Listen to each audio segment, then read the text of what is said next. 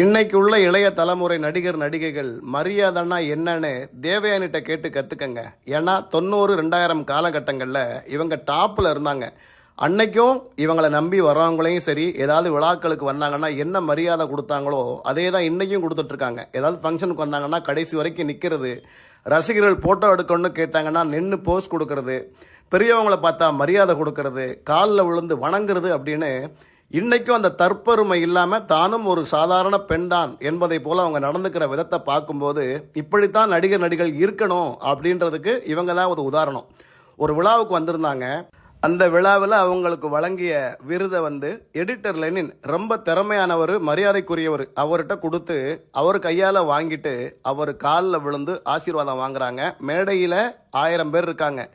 But நான் ஒரு பெரிய கதாநாயகி, இவர் காலெல்லாம் விழலாமா அப்படின்ற கொஞ்சம் கூட அந்த வெக்கம் மடம் எதுவுமே படலைங்க. நானும் ஒரு சாதாரண பெண் தான் அப்படின்றது மாதிரி எல்லாரும் முன்னாடியும் அவர் காலில் விழுந்து ஆசீர்வாதம் வாங்குற மரியாதை இருக்குது பார்த்தீங்களா? இதுதாங்க ஒரு தமிழ் பண்பாடு, தமிழ் கலாச்சாரம், பாரம்பரியம். இன்னைக்கு எத்தனை நாயகிகள் இந்த மாதிரி பண்ணுறீங்க சொல்லுங்கள். அது மட்டும் இல்லாமல் இவங்க காருக்கு டிரைவர் கிடையாதுங்க. இவங்களே தான் ஓட்டிட்டு வருவாங்க, இவங்களே தான் ஓட்டிட்டு போவாங்க. எந்த பாடி கார்டும் கூட வரமாட்டாங்க. புரியுதுங்களா? யாரும் நெருங்கினா கூட தள்ளி